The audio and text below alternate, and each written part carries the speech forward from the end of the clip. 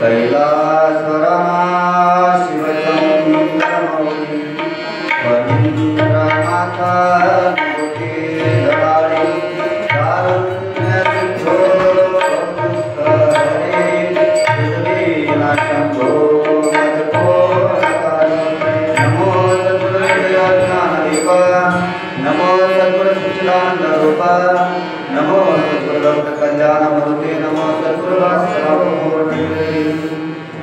सेवेला घेतलं तुमच्या लागलो निज चरणा आहो स्वामी तुझ्या देवा यावरी न करावा भेट मस्तक हे पायावरी या वारकरी संतांच्या श्री संतांचे माथा चरणावरी साष्टांग हे करी दंडवत प्रस्तुत प्रसंगी प्राप्त स्थळी प्राप्त वेळी चालू असलेला अखंड हरिनाम सुद्धा 16 ग्रंथराज ज्ञानेश्वरी पारायण सोहळा वर्ष 39व्या वर्षातील हरिपाठ निरूपणाची ही यात्रा अंतिम दिवसापर्यंत पोहोचली। आज सप्ताहातील 6वा दिवस उद्या काल असल्यामुळे आज आपल्याला हरिपाठ निरूपणाचे सांगता करून घ्यायचे आहे। म्हणून उपस्थित सर्व भाविक मायबाप गुणीजन मंडळी महाराज मंडळी गावातील सर्व लहान थोर बाल वृद्ध भाविक मायबाप सर्वांच्या सहकार्यानं सामूहिक सर्व्हिसवाले दादा तुमच्याही सहकार्यानं या सगळ्यांच्या सहकार्यानं आपण ही यात्रा भगवतचरणी अर्पण करायची आहे। कालच्या चिंतनामध्ये आपण पाहिलेलं आहे संतांच्या संगतीचं महत्व आणि काल अभंग क्रमांक 8 त्याच्यामध्ये नामाचं महत्व सांगितलेलं आहे, वैष्णवाचं महत्व सांगितलेलं आहे। संतांची संगती घेऊन आपल्या मनाला भरकटणाऱ्या मनाला आपण योग्य मार्गाला लावू शकतो असं ज्ञानेश्वर महाराजांनी आपल्याला सांगितलेलं आहे। शेवटी ज्ञानेश्वर महाराजांनी सांगितलेलं आहे ज्ञानदेव म्हणे नाम हे सुलभ सर्वत्र दुर्लभ विरळ। ज्ञानेश्वर महाराज म्हणतात तुम्हाला कसं सोपं वाटायला काय? नाम घ्या नाम घ्या नाम घ्या म्हणजे नाम इतकं तरी सोपं आहे का? नाम सोपं आहे? सोपं नाही ना। तुकोबाराय बोलले हे करण्यासाठी आम्हाला जन्मोजन्मी पुण्य करावं लागेल। जन्मोजन्मी आम्ही बहु पुण्य केले तेव्हा या विठ्ठले वारायणीवा कृपा केली। एक जन्माचं पुण्य नाही, जन्मोजन्मी पर थोडं पुण्य नाही, बहु पुण्य केले तुकोबाराचा शब्द आहे। नाम मुखाला येण्यासाठी अनेक जन्माचं बहुत जन्माचे सुकृत बदली त्याचे मुखे हरी पैदा होय असे एकनाथ बाबा सांगतात। किती जन्माचं? बहुत जन्माचे सुकृत बदली। मग त्याच्याच मुखामध्ये भगवंताचं नाव सोपं नाही। सगळ्याला वाटत असेल भजन म्हणजे काहीच नाही। भजन म्हणजेच मुख्य गाभा आहे। परमार्थाचा गाभा काय असेल तर भजन आहे। तुका म्हणे येथे भजन प्रमाण काय थोर जाळायचे का म्हणले आपल्याला? ज्याच्या मुखाला भजन येत नसेल तर त्याला घेऊन जाळायचं का? किती विद्वान आहे तो, किती ज्ञान आहे, किती साधना करत असेल, किती योग करत असेल, कर्मठ असेल, या सगळ्या गोष्टीचा साधू संतांनी तिरस्कार केलेला।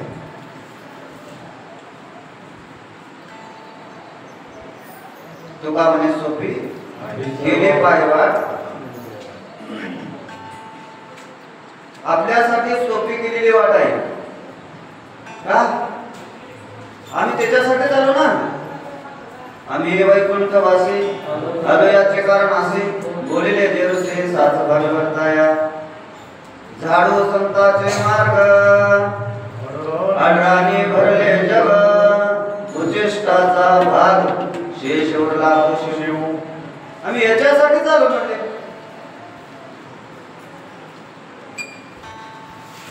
उजळावया आलो वाटा खराब पता निवास. साधू संतांनी येऊन धूळ बसलेले सगळे मार्ग म्हणजे सगळे नाही, फक्त हा भक्ती मार्ग स्वच्छ केलेला आहे. ज्या मार्गावरती धूळ पडलेली होती, ज्या मार्गाने कोण जायला तयार नव्हतं, ज्या मार्गावर लोक यायला तयार नव्हती, निवडा प्रबळ मार्ग करून ठेवला आमच्या कलियुगामध्ये साधू संतांनी. म्हणजे फक्त नाम घे. नाम घेतल्याच्या नंतर किती वेळा उद्धार होईल, किती आयुष्याला उद्धार होण्यासाठी असं जर तुला वाटत असेल तर या नामचिंतनामुळे उद्धार होण्यासाठी जास्त काळ लागत नाही. एकनाथ बाबाच्या हरिपाठामध्ये प्रमाण तुम्हाला सापडेल. एक तास उरला खटवांग रायासे भाग्य दशा कैसे प्राप्त झाली. सापडला हरी तयाला साधनी एका जनार्दनी ऐसे केले. एकनाथ बाबा बोलतात म्हणले त्याला देव सापडण्यासाठी जास्त वेळ लागला नाही. किती वेळामध्ये? एक तास. एका तासामध्ये साध्य करतात. पण अनन्य भावाने किती अनन्यता पाहिजे, नामाशी किती अनन्यता पाहिजे. तुकोबाराला मारण्याचा प्रयत्न केला लोकांनी, तुकोबाराला बदनाम करण्याचा प्रयत्न केला लोकांनी, तुकोबाराला परमार्थ बंद पाडण्याचा लोकांनी प्रयत्न केला. तुकोबाराचं भजन करण्यासाठी लोकांनी मंदिरात भजन करायचं बंद करून हाकलून दिलं. थोडा त्रास दिला ना माझ्या तुकोबाराला. हातबल झाला शेवटी रामेश्वर भट. आणि एकानं जाऊन तुकोबाराला विचारलं, म्हणजे तुकोबारा आमचे अनेक प्रयत्न निष्फळ झाले तुम्हाला संपवण्याचे, पण तुम्हाला संपवायचं असेल तर काय करावं लागेल आम्हाला सांगा. तर श्रीमंत जगद्गुरु तुकोबाराच्या मुखातले शब्द आहेत. तुकोबारा म्हणते मला जर मारायचं असेल तर माझ्या मुखातलं नाम बंद पडलं पाहिजे तरच मी मरेन.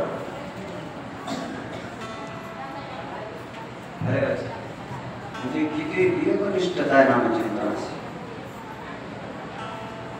किती एकनिष्ठ तुकोबारा त्या नामचिंतनावर, किती आरूढ त्या नामावरती होते. साधनेला तुकोबारा गेले असताना रामेश्वर भट रस्त्याने चालला.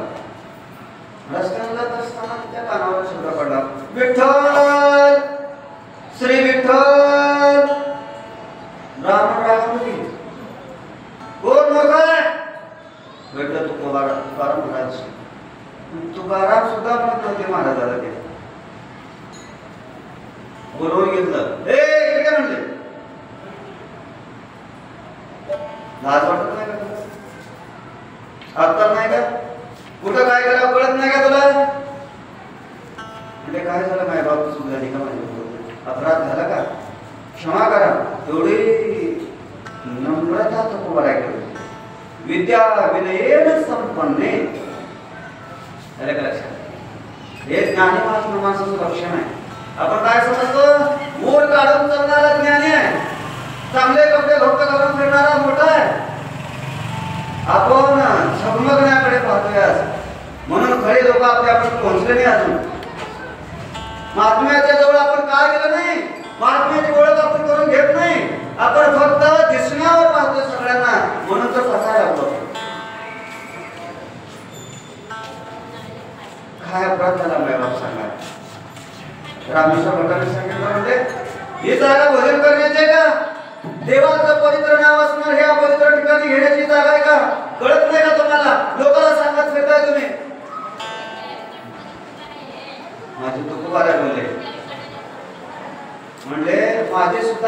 इच्छा नव्हती, पण माझी जीव ऐकत नाही. कोण ऐकत नाही? माझी जीव आता माझा ऐकत नाही.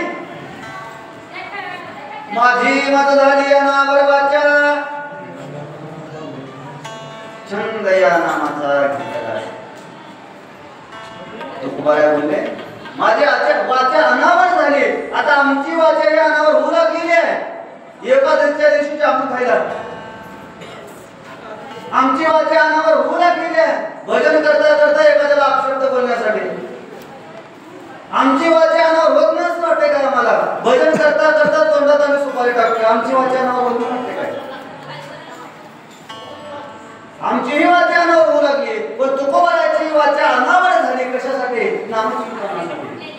तुकोबारायला विचारलं लोकांनी, म्हणजे ही तुमची वाचा अनावर का झाली, आमची होत नाही, त्याच्या मागचं काय कारण आहे?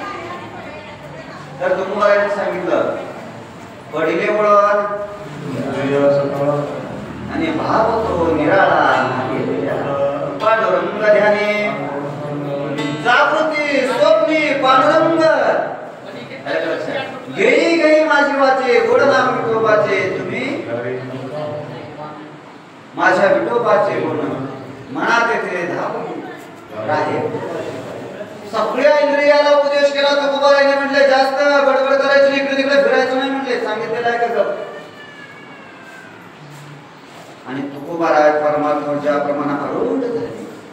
मग याला मागोवा कुणाचा घेतला असेल तुकोबारायने? अगोदर माऊलीची ज्ञानेश्वरी वाचली तुकोबारायने, हरिपाठ वाचला तुकोबारायने माऊलीचा. तिसऱ्या अध्यायामध्ये एक ओवी येते बघा, नाम जप यज्ञ तो परम बाधून शके स्नानादी कर्म. नामे पावन धर्मा धर्म नाम पवित्र वेदांत. नामचिंतन करण्यासाठी स्नान करण्याची गरज नाही. आपल्याकडेही प्रमाण आहे बघा, काळ वेळ ना अलग लक्षात. हा अभ्यास केला तुकोबाराय, म्हणून तुकोबारायने सांगितलं मला अलग लक्षात. म्हणून हे नामचिंतन केलं पाहिजे. आणि नामचिंतनाला सोडून जर आपण ज्ञानी असाल तर ते व्यर्थ आहे, असं श्रीमंत महावैष्णव ज्ञानेश्वर महाराज हरिपाठातील 9व्या क्रमांकाच्या अभंगामध्ये बोलतात. विष्णू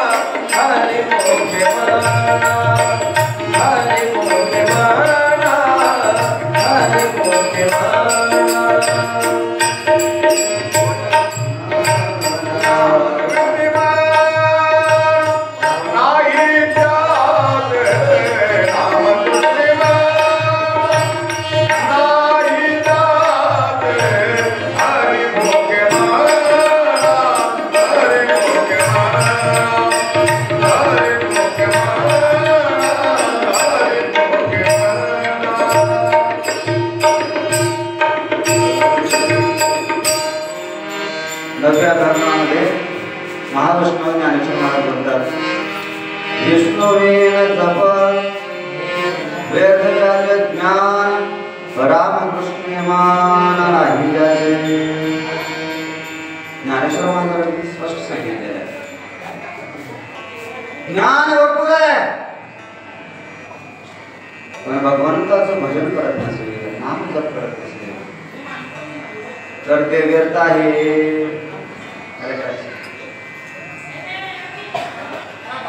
एक अभंग आपल्याला सांगा. भक्ती प्रेमाविन अभिमान नवा भक्ती प्रेमाविना दाना नको देवा.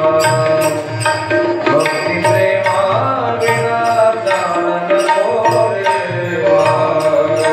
भक्ती प्रेमाविना दाना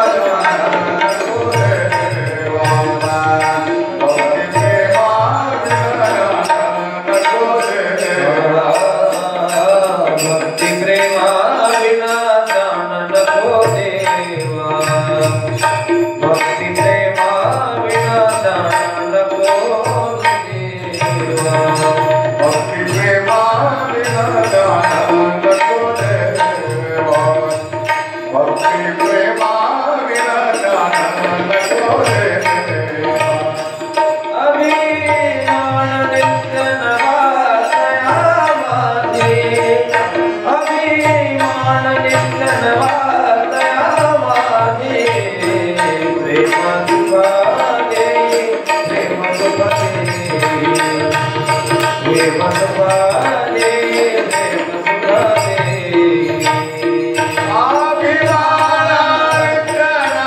नवातया माझे. अभिमान नित्य नवातया माझे. प्रेम सुखाने प्रेम सुखाने प्रेम सुखाने प्रेम सुखाने. प्रेमाविना नाही समाधान. प्रेमाविना नाही समाधान. प्रेम सुखाने प्रेम सुखाने प्रेम सुखाने प्रेम सुखाने. प्रेमाविना नाही समाधान. प्रेमाविना नाही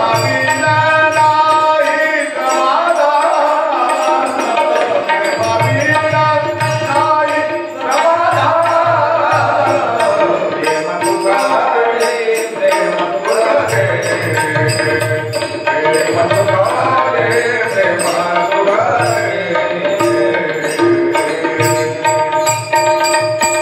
स्पष्ट सांगितलेलं आहे. भक्ती प्रेमाविन ज्ञान नको देवा. का नको? तर अभिमान नित्य नवा दया माझी. किती ज्ञानाला महत्व नाही. भक्ती नसेल तर त्या ज्ञानामध्ये अहंपणा निर्माण होतो, अहंकार निर्माण होतो. आणि मग अहंकाराचं तुम्हाला माहितच आहे काय होतं. अहंकार नवल अहंकाराची गोठी विशेष न लगे अज्ञानापणे. सज्ञानाची झोपे कंठी नाना संकटे येण्याच वेळी. आणि तिळबरे जरी होय अभिमान मेरुत समान भार देता. 4 वेद 6 शास्त्र 18 पुराण एवढा अभ्यास आहे. दशपुरुषिक या सगळ्या गोष्टीचं ज्ञान आहे. पण भक्ती करत नाही, भजन करत नाही, नामचिंतन करत नाही. मी ज्ञानी आहे. आणि भक्तीचं साधन काय माहिती का? भक्ती हे माणसाला मोठेपणा विरोध देत नाही. आणि भक्तीचं मूळ सूत्र सांगितलंय तुकोबाराय. म्हणजे तुम्हाला परमार्थ करायचा आहे, तुमचा परमार्थ कळसापर्यंत जावा असं वाटत असेल तर म्हणजे वर्म आहे. त्याचं काय वर्म आहे? नियत पण घ्या. तुका म्हणे बर्वे जा म्हणून तर तुकोबाराने मागून घेतलं देवाला. लहानपण देवा देवा हे परमार्थात लहान व्हावं लागतं तर देव मिळतो. आणि ज्ञानी माणसाला लहान होता येत नाही. आता तुम्ही रामायण श्रवण केलेली माणसं आहे. रामायण कुणी लिहिलेलं? भावार्थ रामायण आपण जे वाचतो मराठी पैठणचे एकनाथ बाबा लिहिले. एकनाथ बाबांचं रामायण थोडं शिल्लक राहिलं आणि एकनाथ बाबांनी निश्चय केला, म्हटले आता मला जायचंय बस म्हणून, आता आम्हाला जायचं. लोकाला प्रश्न पडला, म्हणजे आपलं जसं निरोपण चालू आहे तसं बाबांचं चालू असायचं, कथा कीर्तन रामायण नामचिंतन भजन आणि सगळ्यात श्रीमंत संत म्हणून नागबाबाची ओळख आहे.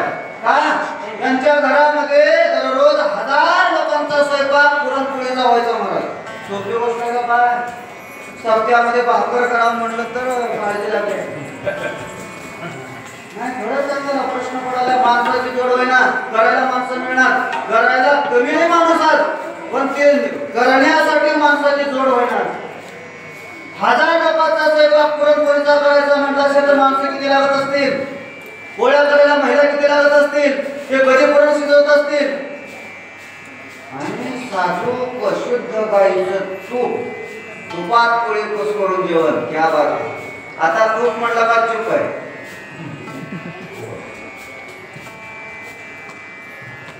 साधा नाही महाराज. तूप आता किती जणांच्या घरामध्ये सगळ्या घरचं तुम्ही बाहेरचं खरेदी आणू शकाल, पॉकेटचं आणू शकाल. एक सांगू का, परवा एक बातमी तुम्ही व्हायरल झालेली पाहिजे असेल. तिरुपतीच्या लाडूमध्ये तुपाऐवजी जनावरांची चरबी आढळली. अर्थात मंदिरात लोक चरबी घालू शकतात, तर आपल्याला तूप देतील कशावरून? म्हणून गाई पाळा. तुम्हाला खायचं चांगलं असेल तर चांगलं करा. ज्ञानेश्वर महाराजांनी सांगितलेले आहे, शुद्ध खाल्लं पाहिजे. शुद्ध विधा पोटी तूप भरायचं मत आहे. चांगलं खाल्लं की बुद्धी चांगले होते, बुद्धी चांगले झाले की विचार चांगले येतात, विचार चांगले असले तर मग परमार्थ चांगला होतो. चांगला परमार्थ गेला का देव जवळ आहे. तुझा आहे तुझ्या पाशी परी तू जागा चुकलास. नाथबाबाच्या घरी हजारो लोकांचा पुरणपोळीचा स्वयंपाक व्हायचा. मग नाथबाबाचं जायचं ठरलं प्रयाण. सगळे लोक निराश झाले.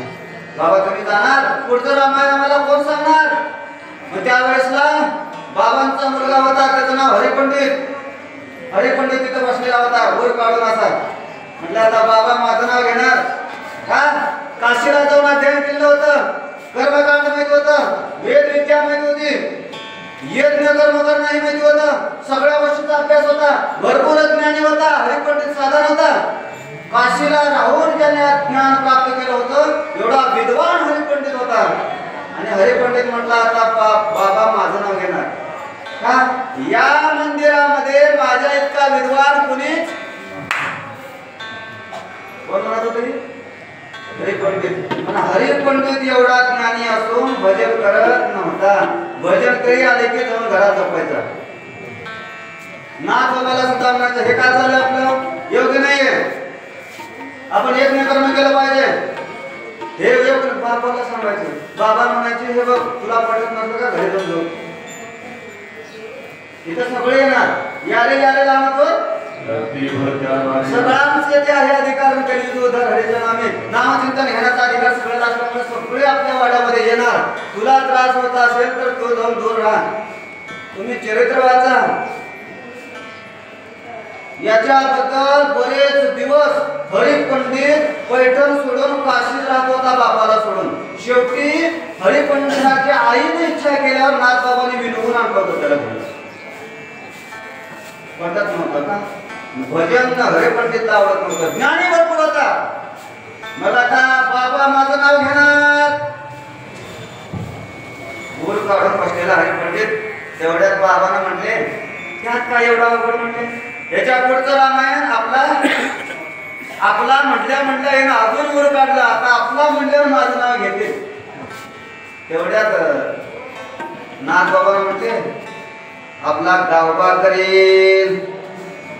अरे बापरे, गावबा म्हटलं लोकाला सुद्धा आश्चर्य वाटलं. गावबा म्हणजे साधं नाही, 3 टाइम घाणे निवांत राहणे, काहीच विषय नाही.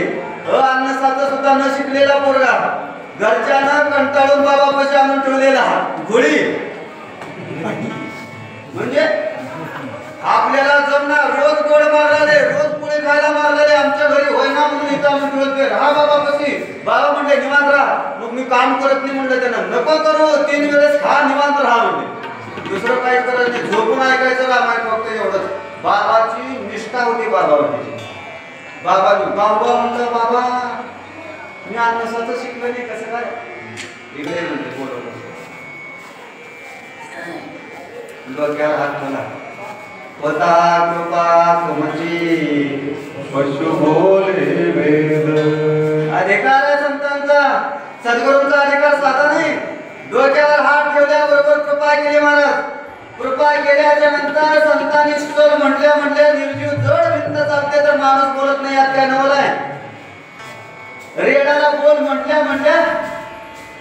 रेडा बोलतो, मग माणूस बोलत नाही, यात काय नवल आहे.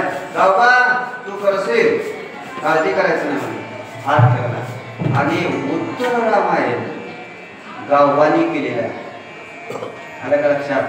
शाळा न शिकलेला मुलगा, समाजाने टाकून दिलेला मुलगा, घरात त्यानेही टाकून दिलेला मुलगा, तो संत कृपेनं रामायण करू शकतो. हे नामचिंतनाचं महत्व आहे. नामचिंतन श्रवणाचं महत्व आहे. पण बाबाने स्वतःच्या मुलाचं नाव घेतलं नाही का. म्हणजे भक्ती प्रेमाल किती ज्ञान आहे महत्वाचं नाही मला. नको म्हणजे तुझं ज्ञान तुझ्याकडे जाऊ दे. म्हणून ज्ञानेश्वर महाराज सुद्धा आपल्याला सांगतात विष्णू विना जप व्यर्थ त्याचे ज्ञान. त्याचं ज्ञान व्यर्थ आहे. आलं का लक्षात. पंचकर्म पाठ आहे, विचारसागर, विचारचंद्रोदय, पंचदशी, वृत्ती प्रभाव, सगळ्या गोष्टीचा अभ्यास आहे. पण सकाळी उठल्यावर एक वेळ एक माळ सुद्धा जपत नाही. नाम चिंतन जर करत नसेल, किती ज्ञान याला अजिबात महत्व संप्रदायाने दिला नाही. आलं का लक्षात. संप्रदायामध्ये कशाला महत्व आहे तर भजन. म्हणून तुम्ही जावा हे फडावर गेल्यावर तुम्हाला जास्तीत जास्त भजनाला महत्व दिलेलं दिसेल. भजन नामचिंतन केलं पाहिजे. भगवंताचं नामचिंतन केलं पाहिजे. विष्णू जप व्यर्थ त्याचे ज्ञान. रामकृष्ण मान नाही ज्याचे. ज्याचं नामचिंतनामध्ये मन राहत नाही ना ते व्यर्थ आहे. जो नामजप करत नाही ना त्याचं ज्ञान ही व्यर्थ आहे. आणि पुढं दुसऱ्या चरणामध्ये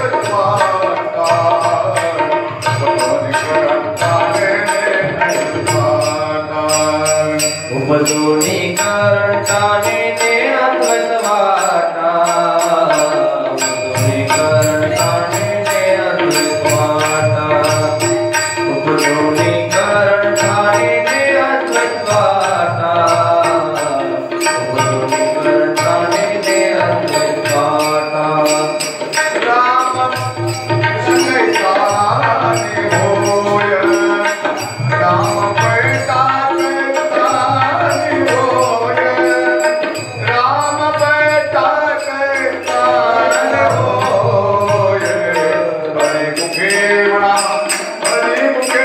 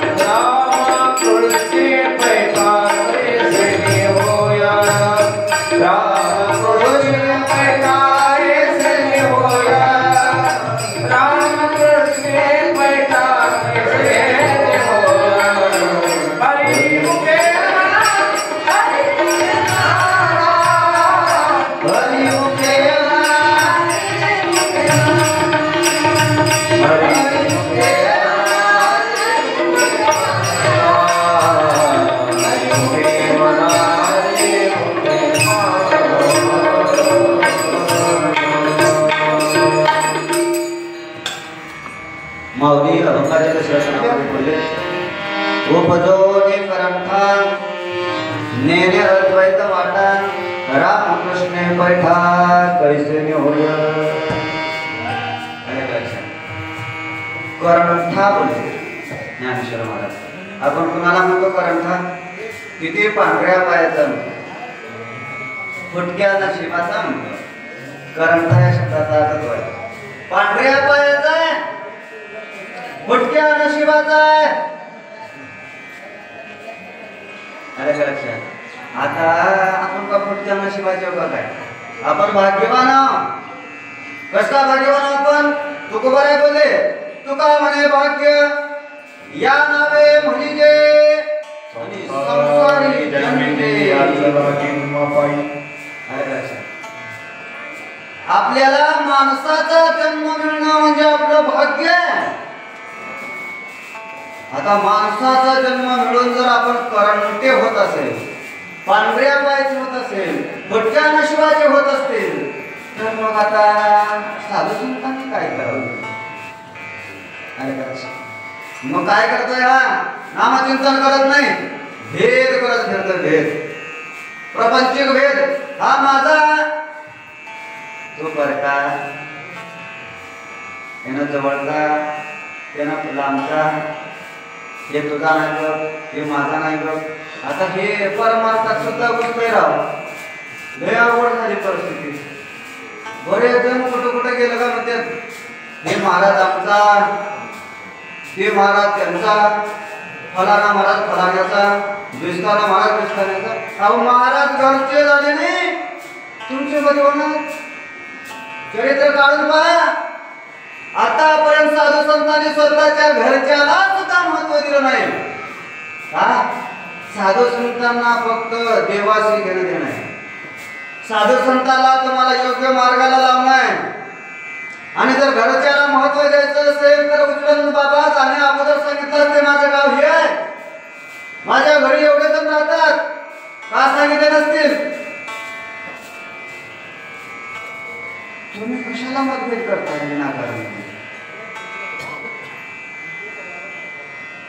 हा परमार्थ म्हणजे जिथं भेद झाला तिथं देव राहत नाही। आणि साधूचं लक्षण सांगत असताना 12व्या अध्यायामध्ये ते सांगितलेलं अद्वष्टा सर्वभूतानां मैत्र करुण एवच निर्ममो निरहंकार समदुःख सुखक्षमी। 12व्या अध्यायाच्या 13व्या क्रमांकाच्या श्लोकामध्ये भगवान अर्जुनाला सांगतात भक्ती मार्गाने निघाला महात्मा साधू संत हा कसा असतो? अद्वष्टा सर्वभूतानां जो कुठल्याही व्यक्तीचा द्वेष करत नाही त्याला भक्त म्हणा। एवढंच नाही 18वा श्लोक काय सांगतो त्यातला समशत्रोच मित्रेच तथा मानपमानयोः शीतोष्ण सुख दुःखेषु समसंग विवर्जितः। 18व्या श्लोकामध्ये तर याच्या पुढे जाऊन सांगितलं भगवंताने म्हटले ज्याला समोर आपला त्रास देणारा व्यक्ती जरी दिसला तरी आपल्या कपाळावर आट्यागट्या पडत नाही माझा दुश्मन आला असं वाटत नाही। एक भक्त मंदिरामध्ये आला भजन करण्यासाठी असं ज्याला वाटतं ना तो साधू आहे तो भक्त आहे आणि तो महात्मा आहे। बदलच नाही सांगत नाही। आलं लक्षात? साधू होणं सोपी गोष्ट नाही। आपल्याला वाटतंय तुका म्हणे सोपे आहे सर्व म्हणे पण परमार्थ म्हणजे लेकुराच्या गोष्टी आले का लक्षात? हे बोलण्यासारखं नाही। शिळावरची पोळी आहे शिळावरची आले का लक्षात? आणि जेवढे तो बळी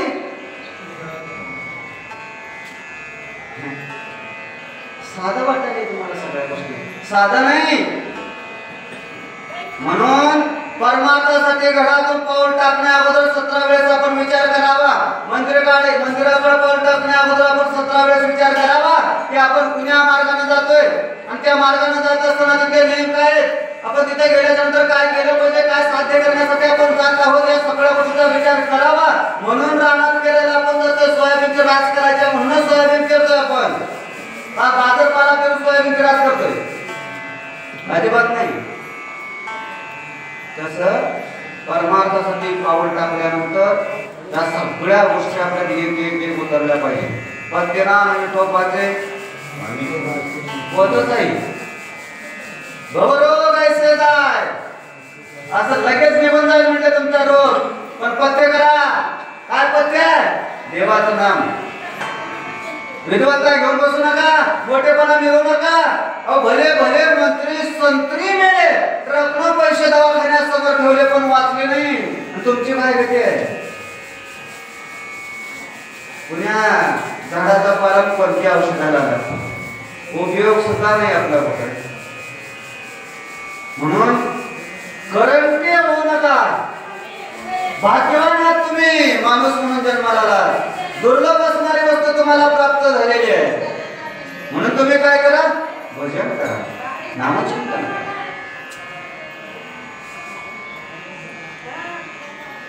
आणि भजन नाही जर केलं तर मग तुमचं नुकसान झाल्याशिवाय राहत नाही. वेद जर काढून टाकायचं असेल तरीही भजनच करावं लागेल. तुकोबराचे प्रमाण आठवत बघा तुम्हाला. मोडोली या वाटा आणि केला राजभार चालेल. तुमच्यासाठी सगळ्या वाटा मोडल्या म्हणजे आम्ही. अनेक वाटांना कशाला पाहताय तुम्ही? मोडून टाकल्या वाटा आणि एकच महामार्ग करून टाकलेला आहे. 4 पदरी रस्ता. इकडे तिकडे बघायचं नाही, ट्रॅफिक सुद्धा लागत नाही, गतिरोधक सुद्धा नाही. पण चालत असताना व्यवस्थित चालायचं नियमाने. नियम सोडला गतिरोधक लागणार, नियम सोडला की वळण येणार आणि गाडी दुसरीकडे नेऊन जाणार. म्हणून कारण काय कपाळाचे न होता आपण नामचिंतन करावं. आणि बघता बघता 5:30ला काटा गेला. आज वेळ कमी, काम जास्त आहे. सगळ्यांची नजर लागली आहे. कुणाची नजर चिंतनाकडे आहे, कुणाची नजर घड्याळीकडे आहे, कुणाची नजर स्वयंपाकाकडे आहे, कुणाची नजर ते कोठी आणण्याकडे आहे, कुणाची नजर महाराज गावात आले त्यांच्या व्यवस्थेकडे आहे, कुणाची नजर कुणाकडे आहे, कुणाची नजर म्हणजे भरभरलेल्या नजरा दिसतेच मला. म्हणून आता मीही जास्त माऊली अभंगाच्या 3ऱ्या चरणामध्ये पोहोचला. द्वैताची दाडाणी गुरु विना जाण. द्वैताची दाडाणी गुरु विना जाण. द्वैताची दाडाणी गुरु विना जाण. द्वैताची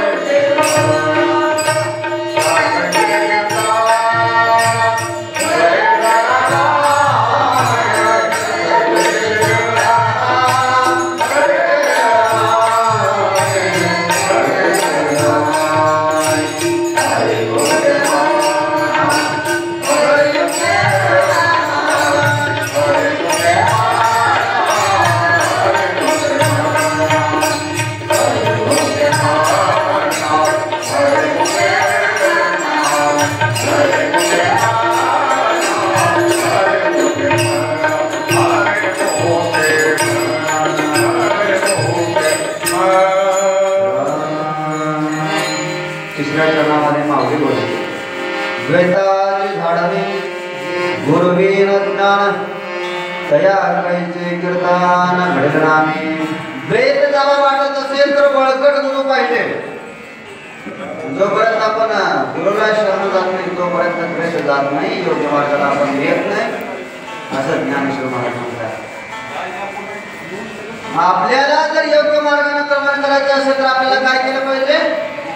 गुरु केला पाहिजे. हे पण साधा नाही, पाणी पिना छान के आणि गुरु करना पहचान के. ओळखून वरी गुरु करा. अरे लक्षात. आणि पुन्हा गुरुला दोष देत बसू नका. योग्य मार्गाने क्रमण करायचं असेल तर योग्य तो व्यक्ती निवडा आणि त्या गुरुला तुम्ही सर्वांगाने शरण जा. तया अनुभवाचा चित्तांग देवोनी या शरणाधिक महोदरिका कामगारी घाले देश. सर्वांगाने सद्गुरूला शरण जा आणि सद्गुरू सेवेसाठी तत्पर राहा. तुमचं कल्याण झाल्याशिवाय राहत नाही, तुमचं द्वेष गेल्याशिवाय राहत नाही, तुमचा अभिमान गेल्याशिवाय राहत नाही, तुमचे षडविकार गेल्याशिवाय राहत नाही आणि तुमचा नासका असलेला देह, सडका असलेला देव पवित्र झाल्याशिवाय राहत नाही. हरिपाठ कीर्ती मुक्ती तरी गाय. म्हणून ज्ञानेश्वर महाराज सांगतात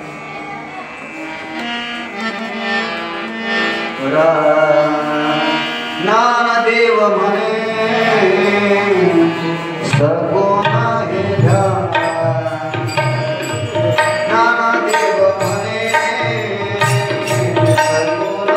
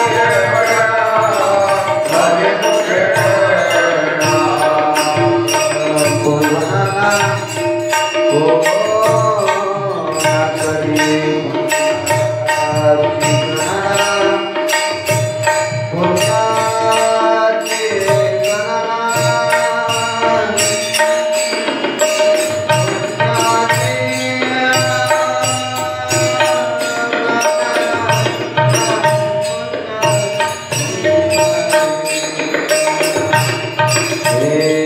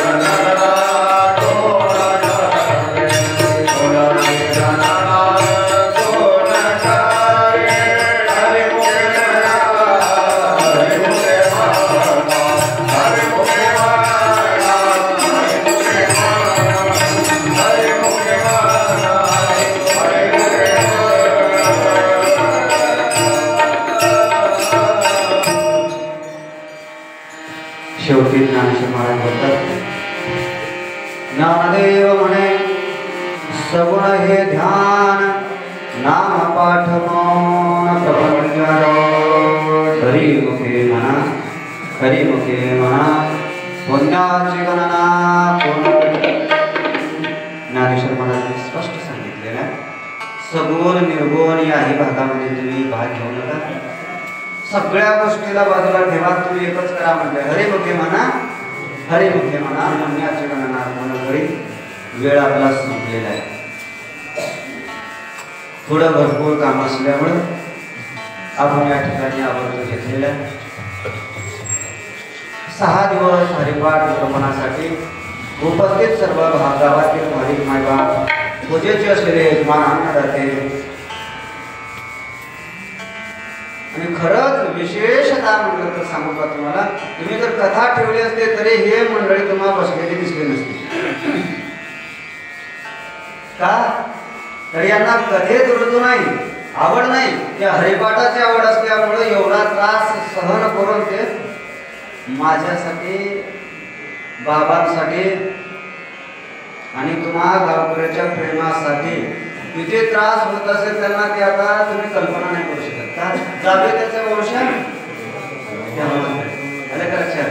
आता बघा इकडं शिवाजी महाराज जर तुम्ही पाहिले, काकड्यापासून सुरुवात झाली, पहाटे उठावं असेल, काकडा बैठक आहे, गाथा आहे, हरिपाठ आहे, नंतर पुन्हा एकदा येऊन बसायचं. अगोदर त्यांची प्रकृती मागं व्यवस्थित नव्हती, भगवंताची कृपा आहे, व्यवस्थित झाली, एकदम ठणठणीत झाली, मागच्या अपेक्षाही चांगले झाले. हे भजनाचा आनंद आहे. पुन्हा मामासोबत मामी तिथे सुद्धा काढून आज सुद्धा उपस्थित झाले. आमचे चैतन्य महाराज, नंतर चैतन्य महाराज आता कीर्तनातले माणसं इकडे येणारच. अरे का तुम्ही बघा, आणि जर तुम्हाला इकडे आणायचं असेल तर कथाकारांनी त्यांना आणावं लागते, तुम्ही नाही आणू शकत. आलं लक्षात.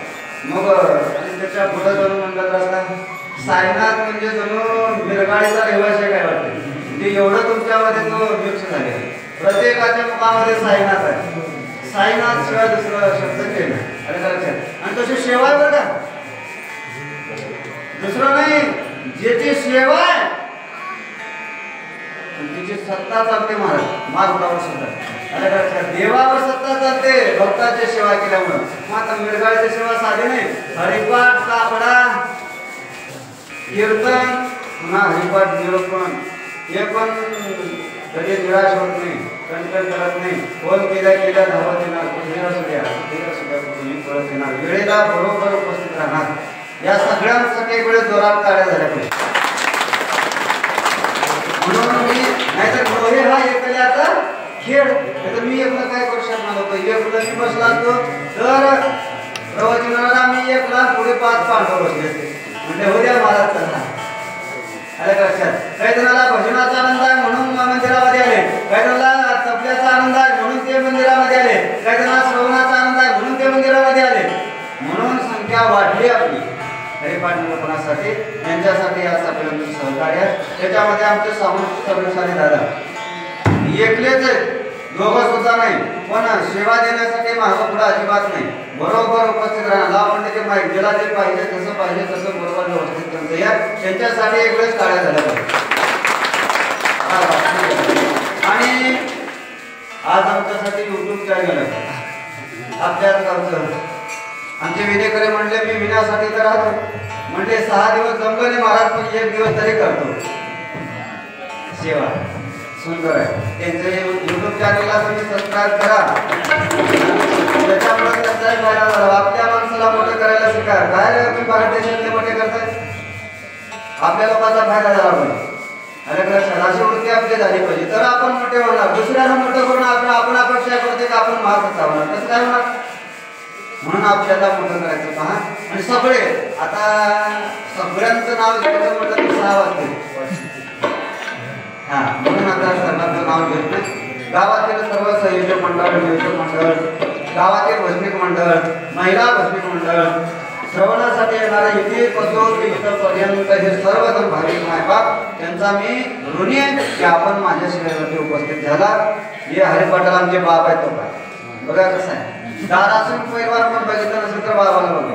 आलं का लक्षात? साधं नाही मला शिवाय. हां. म्हणून हे सगळे पण आमचे उपायते पाहिले महाराज. बाळू महाराजांचे मागाचे महाराजांच्या वडिलांनी तुमच्यापर्यंत नितांत सेवा केली गावची. पुन्हा आता घेतला अवसा टाकणार नाही म्हणून वडिलांची सेवा हिने करायला सुरुवात केली. आमचे जीवन महाराज खरं तर टाळ्या वाजवपर्यंत तुम्ही विसरून कसं काय राहिले पायी पुढे नाहीत तुम्ही. कसे असतात मी म्हटलं महाराज आले सगळ्यांसाठी सगळ्यांचे धन्यवाद आभार. एका गोष्टीची खंत वाटते आपल्याला अधिष्ठान देणारे कार्याचे कीर्तन सेवा करणारे आपल्याच गावचे आदरणीय हरिभक्त महाराज सुरेश महाराज हे आज आपल्यात राहिलेले भगवंताला प्रिय असल्यामुळे भगवंताच्या ठिकाणी त्यांना जायला प्राप्त झाली असेल. म्हणजे कसं आहे माहितीये का, आताच आम्ही चर्चा करताना कोणीतरी म्हटलं म्हणजे मला चांगल्याचं देव कधी चांगलं करत नाही. याच्यासाठी जनाबाईने देवाशी भांडण केलं. झुंज झाला तुझा दरबार पुण्यवंत पातळ केला दैर्य तो भाग्यवंत केला. चोरट्याचा बहुमान वाढविला आणि कीर्तिवानाचा अपमान केला. देवा धुंद झाला तुझा दरबार. जनाबाईने शिव्या दिल्या देवाला. अरे अरे विद्या अरे लक्षात जनाबाईचा अधिकार देवाला शिव्या देण्याचा. पण कशासाठी शिव्या दिल्या? भक्ताला किती त्रास देतो तेव्हा अरे किती त्रास देतोस म्हणले. पण शेवटी आपलं चालत नाही. भगवंताकडे आपण थोडीच प्रार्थना करतो. करू शकतो की आपण महाराजांना योग्य स्थान द्यावं, महाराजांना आपल्या जवळ जागा द्यावं असे प्रार्थना भगवंताकडे करतो. आणि सेवेला याच ठिकाणी पूर्ण विराम देतो. सुंदर माऊलीचं भजन होईल, लगेच आरती होईल.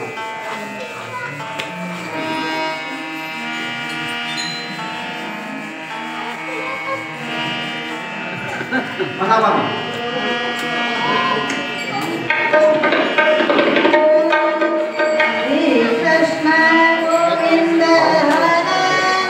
माऊलीचं भजन होईल.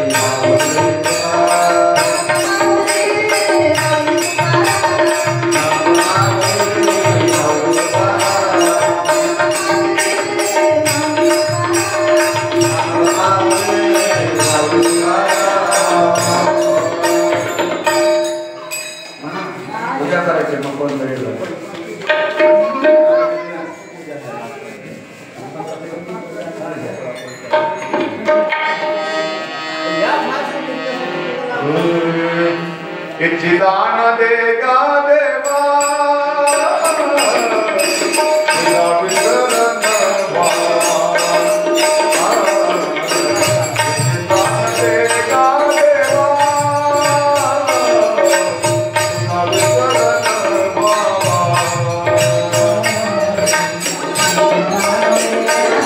देवा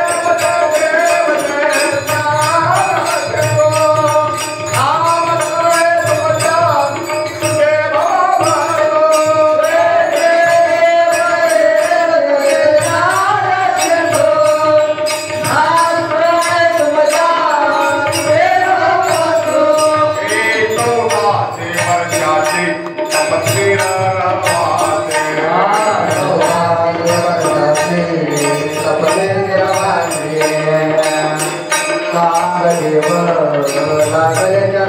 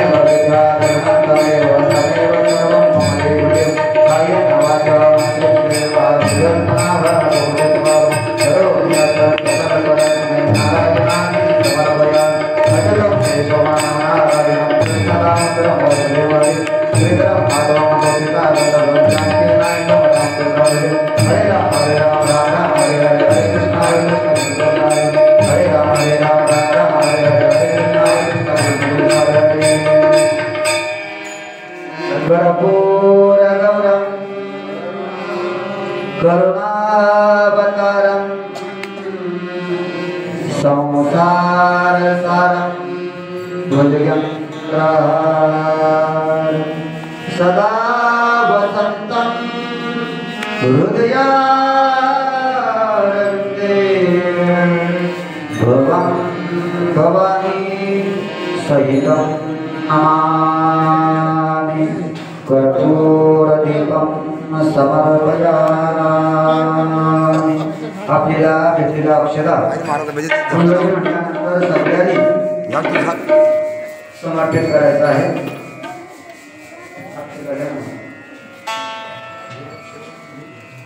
सगळ्याला भेटलेत ना अक्षदा? पुंडलिक